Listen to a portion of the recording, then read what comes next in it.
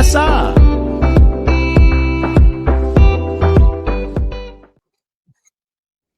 Well, welcome back to the first episode of season 4 of the Justice Planned Weddings and Podcast TV show. Can you think of it? Season 4. Goodness, welcome everybody. We're kicking off this brand new season with an absolute wedding superstar. But first, of course, as always, I'm your host, Nathan Cassar, professional wedding MC. So buckle up for an unforgettable ride. Today, we are joined by the infallible Dave Lang, an incredible celebrant who's been making wedding dreams come true for over 10 years, although he only looks like he's been doing this for like 2. With over 600 weddings under his belt and a career that's taking him through 4 seasons of Married at First Sight, Dave is no stranger to creating unforgettable moments of joy, laughter, and of course, plenty of happy tears. But Dave's journey to becoming a celebrant is anything but typical. Before he found his calling in weddings, he had an entire other life as an actor and a performer, singing on cruise ships and acting in TV commercials. Not only that, but Dave has an inspiring story of survival. He was born 4 months early and survived death 6 times. Talk about a resilient spirit for sure. Dave's personal life is equally as interesting. He met his wife while performing in a rock show, children's pantomime touring show, and now 10 years later, he's made a career of turning wedding ceremonies into unforgettable celebrations. In today's episode, we'll be diving into Dave's craziest wedding stories, tips and tricks for new celebrants, and what it really takes to be at the top of the game like himself. We'll also talk about how technology can make your wedding easier, and while building a human connection throughout the entire day is essential for a truly meaningful ceremony. Ladies and gentlemen, season 4 is here, and we're here to start off strong with Dave Lang. Dave, welcome to the show. How you doing, mate? Mate, I'm amazing now. Thank you for that intro. Holy moly, I appreciate it. It's a pleasure to be here.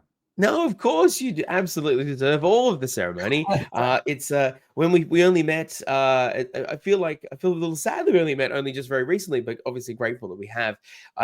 For those listening, it was only about I think 4 or 5 months ago that you and I crossed paths in the industry, and what the first thing we found out about each other is we have this mutual connection to the cruise industry, having both come from that world. It was then no surprise seeing how amazing you were on stage and how natural you were to guide our particular couple through their journey on the day. Tell me, as someone from the same sort of background myself, and also including everything else you've done since TV and everything else, what is it? Has that been something that you have used as a point of difference? But more importantly, how do you feel that particular background really helps you to make these beautiful ceremonies? Oh, mate. Well, I mean, I say this to couples a lot too, but growing up performing, I was singing since I was 6 years on stage since I was 6 years old. So being on stage or being up in front of people is truly like, as I'm sure it is for you too, it's like my happy place. It's like I'm just at home up there. So it's having so many years under my belt of different types of performing, whether it's singing or whatever, or acting or whatever. It's it really, I'm completely comfortable having hundreds of strangers stare at me, which is something most couples, we married, they're not as comfortable with. And so True. It's great to be able to use all of the training and the sheer experience I have, and just being able to bring that to weddings. I think that you were on the most recent episode of the season, right? I was, yeah. I think it aired last Wednesday. Yes, Elliot and Veronica I married, so which was crazy. Yes, yeah. I got asked to come to join MAFS again for this season, which is always an excellent phone call to get. It's always crazy watching it back as well, because we shoot it like 6 months previously, like in August last year we shot it. So for it to be finally aired, and for me, because everything is very secret with a show like that, of course. Even shooting it, you've got no idea really, what going into it, what it's going to be like until you rock up on the day. Having no context about any of the people I was marrying, or knowing anything about them really, except their names. Having to watch the show this year to see when my episode was going to be on, and seeing the journey. Do you watch the show? I dabble, but I must admit to the audience, I actually broke my TV's antenna moving a number of years ago, so I don't get free to air anymore. Yeah, no, fair. And look, to be honest, like I do love MAFS when I'm on it, but I don't really watch it either. So because I deal with real weddings all the time. So it was crazy. There was a whole bunch of drama for this guy that I ended up marrying, and they did this big announcement the night before that it was a world first. They'd never having him come back into the show because he'd left.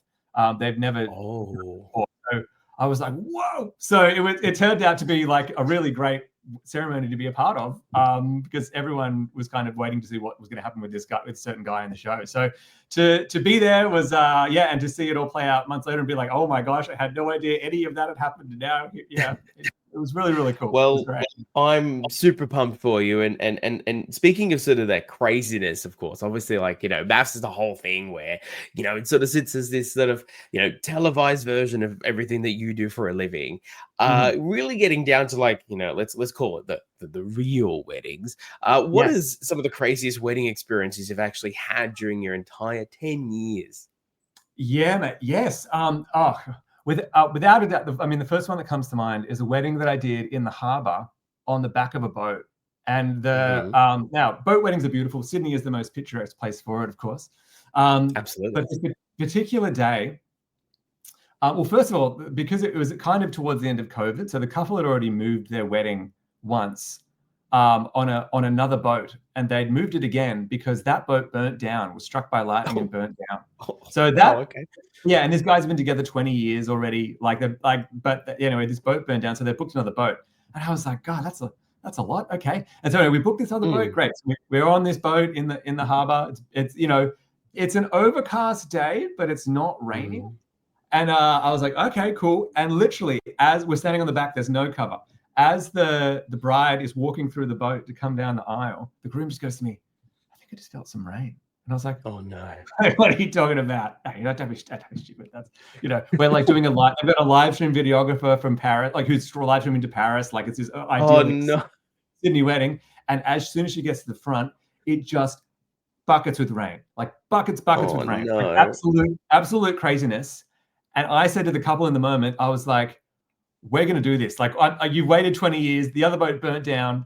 There's no way we're not going to do this. They're like, let's just do it. So we did this wedding in torrential rain and in absolute insanity. We get through the wedding. We sign the docs. Everyone goes nuts. There was maybe only 10 guests. Super small thing. And the rain stops. And I kid you not, a rainbow appeared next to the boat. It was at the headlands at Kirribilli. The sun came out, and I could not believe it. And so much so that there was a friend of a friend who I didn't know they knew each other, but was at that wedding, and she sent a photo to my friend being like, I think this is your mate Dave. And it's this photo of me in the middle of the ceremony, completely drenched, like everyone just drenched, like we look like drowned rats. So normally after a wedding, I'll get a photo with a couple if I can. And we were just haggard. We just looked like makeup was running, like hair was all over the shop. It was just completely unforgettable. And I saw that same photographer months later at a wedding at Q Station, and the first thing he said to me, he goes, "You were on that boat with me." It was like something that just he's like the boat wedding, and straight away we're like, oh my gosh, it was just totally something that bonded us together because it was just insane. But because I'd already been through so much already, I wasn't going to be like, oh, well, let's just pause and wait for the rain to start. No, I was like, let's just get this thing done. Let's get you married, So it was incredible. And weddings are incredible as it is, Absolutely. Being able to be a part of a couple's special day like that is, I think it's like a real privilege because, you can have anyone marry you. So the fact that couples pick me and to be their guy up there with them is just something that I've never, ever taken for granted. Because, 100%. I certainly know from the way you do things that is not the case at all. But what I really like about you, Dave, is that you are incredibly professional, but also tenacious in your desire to make sure that 100% exactly what the couple wants, you make it happen. And that story is obviously so emblematic of that desire to really see it through. I think that it's just incredible. I must say though, obviously I'm sure you get a lot of people who ask you about getting into the game, even perhaps some of your former couples say, I reckon I like the way you do things, but I reckon I could do it too. Speaking of Yeah, sort of like, how this could probably best translate, obviously, what you bring to the table and what couples can expect from different celebrants out there. But what sure. would, just as a bit of a interesting exercise, like what tips and tricks would you give to, say, new celebrants or perhaps other couples who are on the verge of it and thinking, I'm enjoying this process so far. Maybe at the end of all this, I could join this gang too. Well, funny you should say that. I've had one of my couples. I married them at Clontarf, the beach down at. Oh no, was Oh, it yeah. Clontarf? Down in I think it was Clontarf. Yeah, on the beach. And the bride, then became a celebrant after the wedding. And I just recently had a groom. I married two guys at Gunners Barracks Mm. towards the end of last year, and one of them is now doing the course to become a celebrant. So it is kind of cool when that happens. They've obviously seen the process, gone through it completely with me, and been like, oh, you know what, I could do that. The funny thing is that and I had someone say this to me the other day, was that, oh, you don't just get up there and talk for 20 minutes?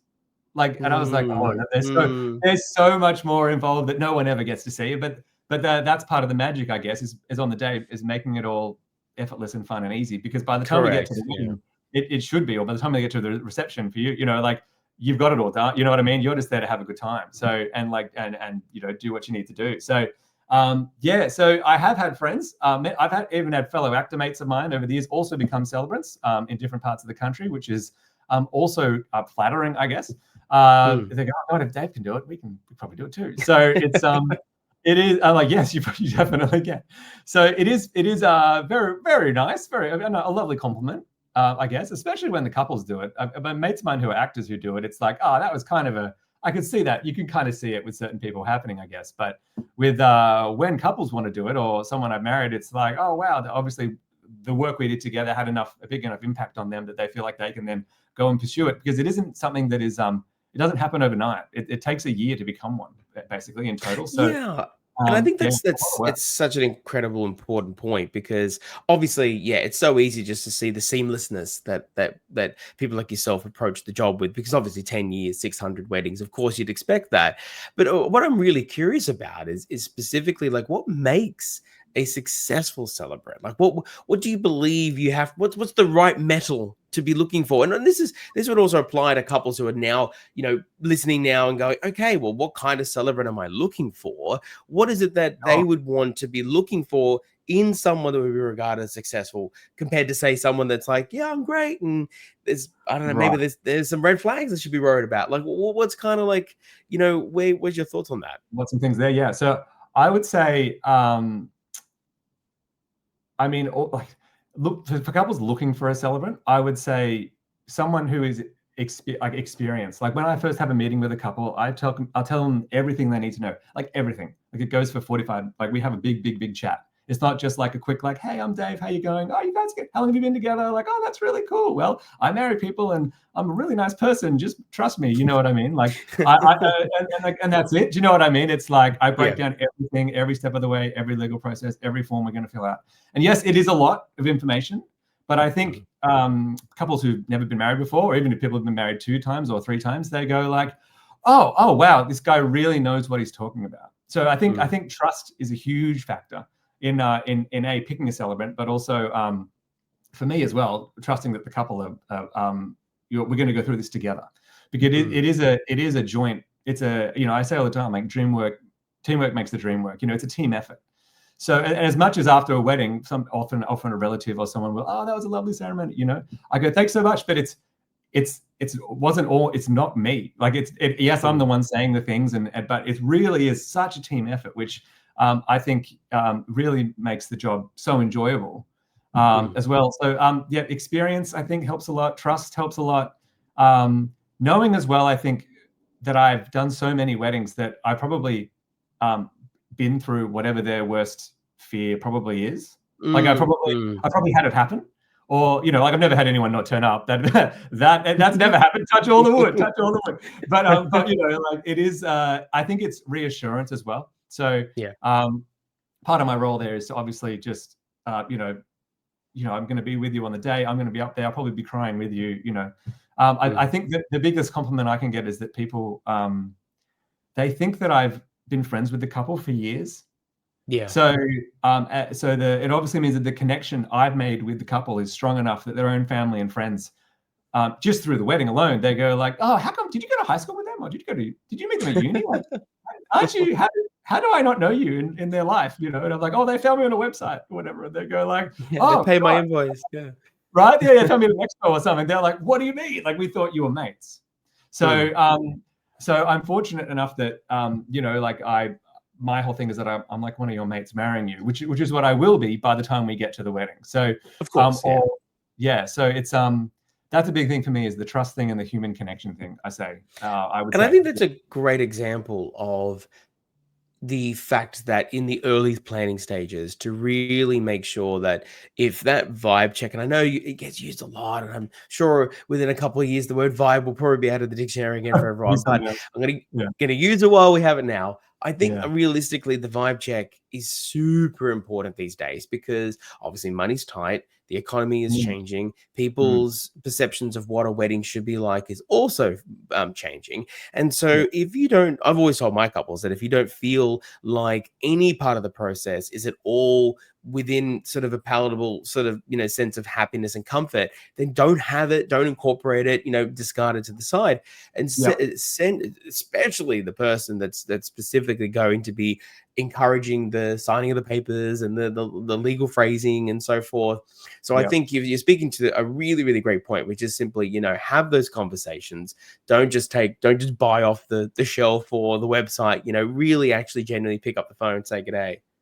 Right. Oh, it means the world. And I think, the more things you find out you have in common, or the more things Mm, or you discover along the way, make that even more special. Especially I find with guys, a lot of the time it's the bride will often do a lot of the planning, and the guy is just being told to join a Zoom meeting or something. Do you know what I mean? And so but they're the ones who are they're quite often the emotion on a wedding day is that's something true.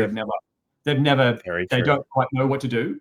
They're like, or there's tear up or whatever it is. So, I met a lot of lovely guys over the years, but every so often there'll be Mm. someone who's like very, very blokey and very, you know what I mean. And so, but on the day they'll just be like, there'll be the tears coming down the eyes and all that kind of stuff. So to be the one that they know they got their mates up there, but to be that person for them as well, I think is Mm. really cool. Like, you're our guy. We trust you to be standing up here in like this beautiful, fragile, special, amazing moment that we're going to share in front of everyone who loves us the most. So I think it's just the really like I said, I really love it. Like, and it's probably evident in the way I talk about it, Oh, I guess. absolutely. I can But it's definitely.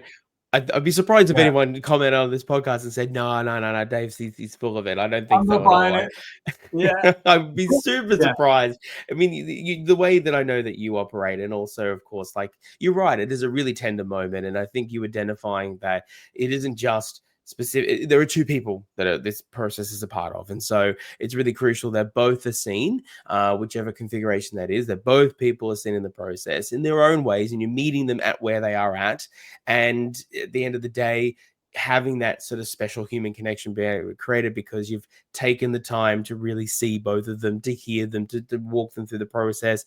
And as someone who is also a purveyor of the human connection in my MC role, I yeah. just love that it's such an important part of the piece of the puzzle for you, because maybe a time gone by, it was more about making sure that the boxes were ticked.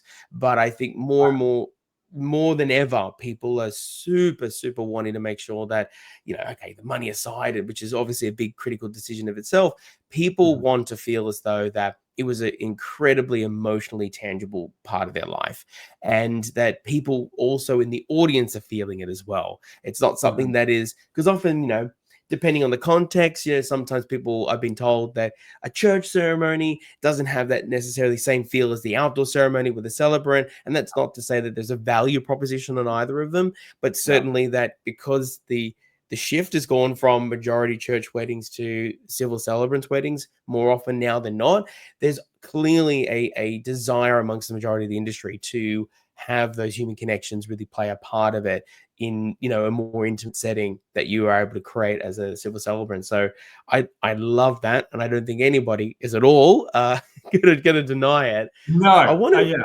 Yeah. No, look, I want to. You brought up something that we were talking offline before we started, and I think this is what's really what is really interesting, because I really resonate with this too. Is the fact that I speak about sort of the where we are today in the modern era of 2025, but also we're within a digital age, and Mhm. technology has had a huge impact on weddings. Now, how do you incorporate technology into the ceremonies to make them run more smoothly and efficiently, but still making sure that the human connection is there? So I use an iPad during my ceremonies. I have an iPad Mini, which is just makes things easy. And I used to have I used to have the paper when I very first started back in the day, in a folder with the plastic sleeves, and then because that's how I was taught. Though that's how I was taught to do it: is you get a Yeah, folder, yeah. or whatever, from paper by paper. And then, years later, I was like, oh, you actually just do it on an iPad. I was like, oh my gosh, this is great. I used to actually, with my Apple Watch, I used to play the music when the bride comes down the aisle and control it from my watch, which was paired to my speaker system. So I would control the music just by tapping my tap on my watch. But with the iPad Mini, I went, oh, I can just split screen it and I can do two things at once. So, which is amazing. And then, of course, we can sign the documents digitally now too. So there's Oh, no see, more. I didn't know that. I always You've never seen That that? is something Yeah. I've learned today, actually. No, I did not know Yeah. that you could legally do that. That's cool. So yeah, absolutely. There is one document though that you can't, which is this one, which is the pretty one. This is called the Form 15. So this is the one that the Well, couples yes. they'll take home with them after the wedding. Mm. But everything else can just be done digitally. So There I you was like, go. that's unreal. So yeah, which is great. It saves paper flying around everywhere, and everyone goes, "Oh, that's an iPad," and they sign with the Apple Pencil, and they go, "Oh, that's really cool." Oh my god! You always feel like you hear someone like an older, big, "Oh, they do it on an iPad now," like we did it. It was paper or whatever. So it's like, yeah. So that, I guess, the trick is, and this takes a lot of practice, I think, and something that I'm consciously aware of as well, is reading the script that I have for the story, but still also working the room. If we're going to get like really technical about like how I do stuff. So because yes, you want to convey this story in the best way possible, and you want to be able to tell the jokes, or if there's an emotional moment, someone who's not with us anymore, all that kind of stuff, you want to hit all those beats in the story, I guess, and try and convey it as genuinely as possible, of course. But it's also making that eye contact with the people who are sitting there, but not just the people in front of you, with the couple, obviously, but also even I'm very hesitant of the people standing, like a row of the people standing on the sides as well, the groomsmen and the bridesmaids most of the time, because they're also a part of it, and they're also standing up there as well.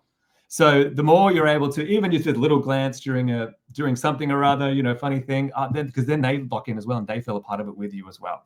So the more, and you would find this with your MC stuff too, when you work in the room, when you're talking to your people, you want to make as much real connection as you can, because then everyone in a little way feels a part of it. It's like when you go to a concert and people, the lead, I don't know if you've ever had like a lead singer or someone like look in your direction.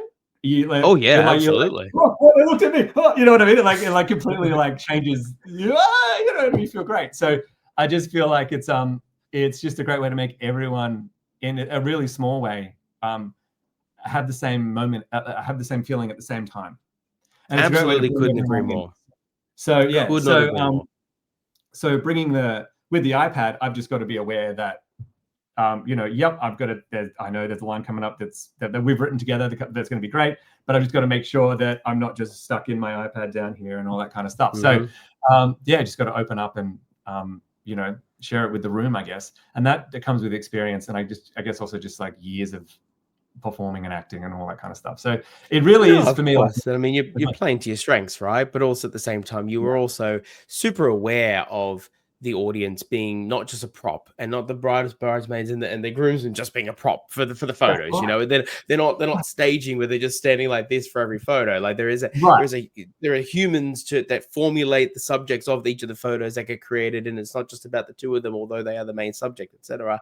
And so it's really refreshing to hear that, because I know that a lot of people perhaps do it in theory, but yet your consciousness of that, I think, is really critical. And I think it's really something that couples should be be conscious of if they're looking at content that people are posting up, such as, oh, here's my past work, etc. And also just assessing about what kind of ceremony they want. Do we want someone like that is able to use technology efficiently so we can modernize the whole process, but at the same time isn't stuck on here they're checking their Instagram while they're also talking about their love story, of course. So look, Dave, I would stay here forever because I love talking with you, man. And I have obviously boundless more questions, but unfortunately I am also bound by the time that we have available. Before we go, we always wrap up by asking a couple of rapid fire questions. So I've got two for you. One, what do you believe is the top trend that immediately comes to mind for this year that you're seeing? Well, I would instantly say QR codes instead of hashtags. Oh, yes. Great point. So, very true. I used to say in weddings, like, oh, use the hashtag, da-da-da. Now no one does the hashtag. Everyone's like, we've got a QR code for later on for the photos, or even, during the reception. There's a QR code on the menu. So you scan that because everyone knows what a QR code is because of COVID. So I think that no one, well, not for me anyway, recently for quite a while has been like, we've got the hashtag, da-da-da, or we came up with a cute name. And no, not many people are doing that now. It's all about the digital. Speaking of technology, it's the digital, it's the hashtag. No, you're so true. Yes, good. I like that one. And do you prefer beach or country weddings? Oh, country all day. Like beach, I think beach is something that looks great on Instagram and everything, and it is beautiful. I did one recently at Maroubra. And it was great. It was great. It was beautiful. It was quite windy though on the beach there, and it was also very, very hot. And so I think, it was still a wonderful day and the couple were amazing and the wedding was beautiful, but a nice tree coming over the top, like a benduli or a barrel somewhere, a nice green is I'm all about it. A bit of shade. It goes a long way. Yeah. Like a bit of shade definitely does go a long way. I couldn't agree more. I've had one in the past, and yes, I agree with every word you just said. Gorgeous, beautiful, amazing, picturesque. But the heat is definitely the problem. Look, Dave, I want the beautiful people that are listening to know exactly how to find you, because they deserve to know who you are, how to talk to you, and how, of course, to engage you. So go for it, my friend. Tell everybody how they can find you on the interwebs. Absolutely, mate. Yeah, so you can find me at davidlangcelebrant.com. I'm on Instagram at David Lang Celebrant. At TikTok, you can just type in David Lang Celebrant. I'm pretty sure it'll pop up there. Facebook, David Lang Celebrant. I try and post as often as I can from every wedding that I do. If it's not my face, which can be annoying, it's the venue I'm at, or so at least then maybe couples who are coming for a wedding or they want to look at somewhere new, check out those avenues there. Just so you can see what a venue looks like all made up. If you don't need to visit somewhere, or if you want to visit somewhere. But yeah, I'm pretty active on there. Whenever I do a wedding, I try and post on as quickly as I can, just so everyone can see what's been going on. That's all the old socials there. So have a look, put me into the Google, check me out. Easy Weddings, I'm on there as well, all that kind of fun stuff. So David Lang Celebrant on Easy Weddings too. That's wonderful. Everything. Excellent. Well, Dave, thank you so much for sharing your insights and your enthusiasm that you bring to this industry. I mean, I would expect nothing less from a former cruise ship entertainer. I like myself, but certainly, I love your general, sort of just enthusiasm, burst of energy that you bring to the weddings that you do, the couples that deserve it, and most importantly to this industry. So, thank you for your time today, and I cannot wait for our next wedding together. No, likewise, my friend. Thank you for having me. It's been an absolute joy, and I can't believe I'm the first guest of the season. All the best for the rest of your season, and I'm sure I will see you very, very, very soon. Thank you for joining us for another episode of the Just As Planned Wedding Podcast. Please like and subscribe to let me know that you want more videos just like this one. And of course, please follow us on our socials at Just As Planned Wedding on Facebook, Instagram, and YouTube for more expert insights to help your wedding go just as planned.